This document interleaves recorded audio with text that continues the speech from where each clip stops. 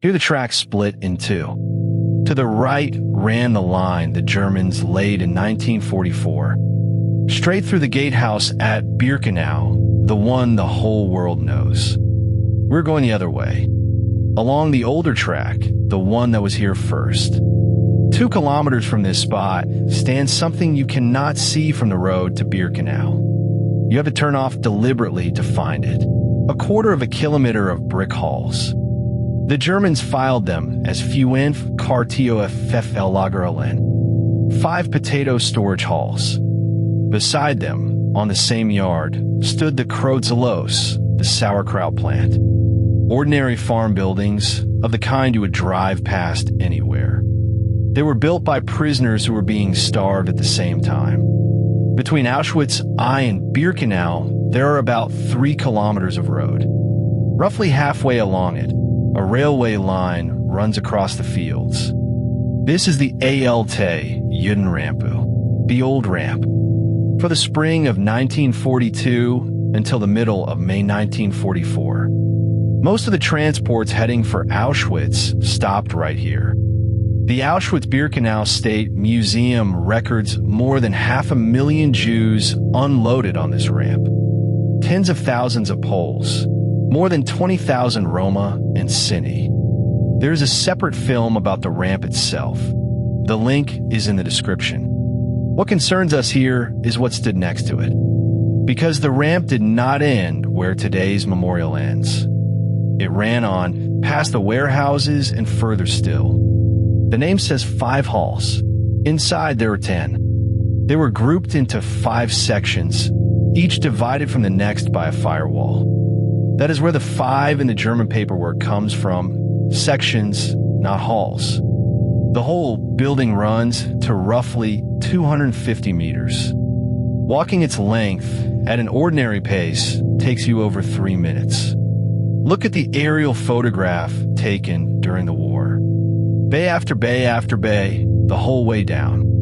And right beside the building, a line of goods wagons standing on the siding. The same rhythm is still visible from the ground today. Wall, window, pillar. Then again, and again. Only the roof has been gone for a long time. Construction ran through 1942 and 1943. In the middle of the most intense expansion the whole camp complex ever saw. The designs and the supervision went through the Zentralbauleitung, the central construction office of the VH SS and police at Auschwitz. Drawings, cost estimates, brick requisitions, progress reports. The digging, the mortar, and the carrying were done by prisoners. Among them were architects, engineers, and draftsmen. Their professions turned out to be useful here. This photograph was taken in the summer of 1942. For men on the roof, the bare timber trusses open beneath them. Planks leaning against the wall, a ladder, a brick chimney. In another frame, at work on the roof insulation, you can see prisoners in striped uniforms. Nobody took these pictures as evidence of a crime. This was paperwork, progress of works for the file. The museum holds around 400 photographs of this kind. Some of the prints were smuggled out and hidden by prisoners working as photographers. There is a detail in 2 of these photographs that is very easy to miss. Look past the half-built walls, right out to the horizon. A tower stands there, with a hipped roof and a small lantern on top of it. That is the gatehouse at Birkenau, the gate the whole world recognizes. Except that it does not look the way you remember it. The wing runs out to one side only. The second one is not there yet. The gatehouse was extended in 1943. The railway was not driven through it until the spring of 1944. So you're looking at that gate before it became the thing the world remembers. And beside it, running the whole length of the horizon, the rows of Birkenau barracks. This building is not put together like a shed. It is put together like a machine. Every hall had 2 gateways on one side and 2 on the other. A lorry drove and loaded, crossed the building, and left through the far side. But the entrances were doubled. The outer gate was shut first, and only then was the inner one opened. An airlock, exactly the arrangement you find in cold stores. The point was to stop the frost pouring in every time a lorry arrived. Inside there were boilers and furnaces. Warm air was distributed through ducts. Look at the plinth of this wall. Those rectangular openings just above the floor are ventilation. A potato left in a clamp for 6 months rots from damp and from its own heat. It has to be aired and kept from freezing, both at once. There were also rooms with wash basins. Not for the prisoners. They came from the sanitary rules for food stores. The name talks about potatoes, but that is shorthand. Swede, onions, carrots, beetroot. All of it from the farms the SS set up on the land around the camp. Land whose inhabitants had been driven out first. Villages, fields, barns, this whole stretch of country passed under camp administration. Prisoners planted, weeded, dug, and hauled. For the SS, this was labor that cost nothing. Part of the harvest fed the camp kitchens. The rest went out as goods. Some 25 meters further on stands the second building. Lower, shorter squatter. The Krautsilos, in Polish, the Kwaszarnia. In the only surviving wartime photograph, it still has its roof and the row of ventilation cowls along the ridge. Cabbage was fermented here on a scale that has nothing to do with a barrel in a cellar. There are still openings in the floor. Look down into one of them. Underneath is a brick-lined chamber, one of many running the length of the building beneath the slab. The walls of those tanks were lined with ceramic tiles, tiles that have not survived to our day. What is left is the concrete and the brick of the surround. Shredded cabbage was tipped in here, tamped down, and buried in salt. The line of openings runs the whole way down the hall, one after another. Each one held a separate batch. Sauerkraut was one of the very few sources of vitamin C in the camp. It went into the soup the prisoners were given at midday. Back to the ramp. The train stops. The wagon doors are pulled open. Someone who has traveled here from France or from Greece leans out into the light. No wire yet. No chimney. A brick hall. And men in striped uniforms working beside it. The warehouses stood right against the track, and they were enormous. They were difficult not to see. Not every transport and not every person. That depended on where the train halted and which side of the wagon someone happened to be standing on. But for a great many people, the first image of Auschwitz was a vegetable store. Then the selection began. It was run by SS men and SS doctors. Those judged fit for work walked to the camp. The rest were driven to the gas chambers by lorry. According to the Auschwitz Birkenau State Museum, that was 70 to 75%. No registration, no number, no trace in the camp records. The foundation of nearby memorial sites of Auschwitz-Birkenau has established that transports were selected beside this building from May 1943 onwards, and that Joseph Mengele took part in those selections. He was looking for twins and for people he intended to experiment on. Now, put two things side by side. The building had heating, so the potatoes would not freeze. It had ventilation, so they would not rot. It had airlocks in the gateways, so the temperature would hold steady.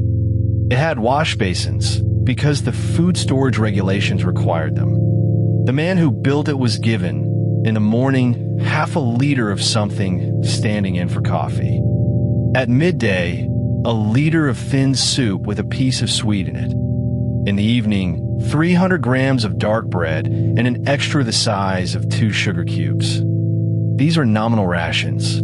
They changed over time and were rarely met in full.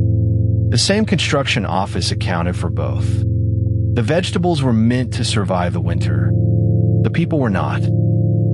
One of the bays of the potato halls can be entered today. You step through the opening where the gate used to be, and you're standing in a hall with no roof over it. It came down long ago because nobody was securing it. The floor is original, cracked but the same floor. Nobody poured it again after the war. The same goes for the walls.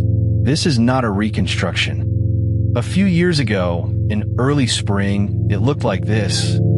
The same wall, the same angle, only without the grass and the leaves. And where the wall was starting to slide, timber props were driven in. Plain beams wedged under the lintel to stop the wall from going. The second building is only a short walk away. First you pass its side on, a long wall, windows at regular intervals. Then you come round to the gable end. A small blue plaque hangs above the doorway. It marks a protected monument, and you step in. It is quieter inside than out. A row of brick arches runs the entire length of the building. The floor has heaved, the concrete cracked and lifted in slabs.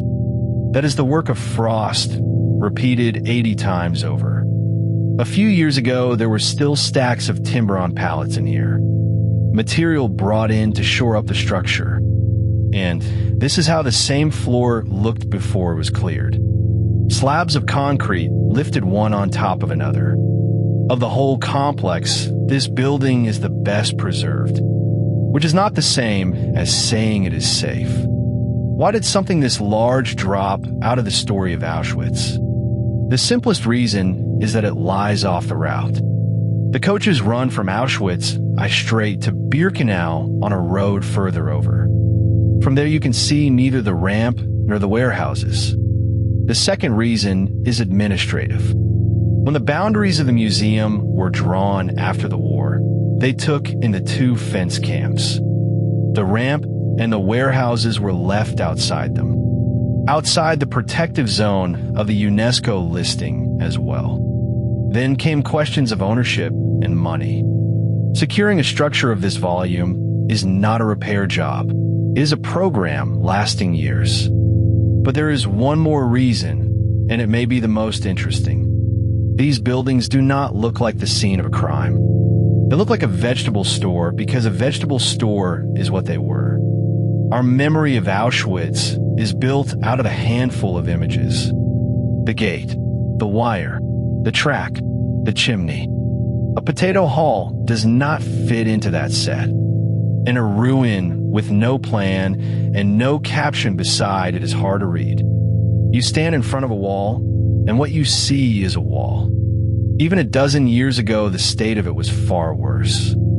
Trees were growing out of the walls of the sauerkraut plant.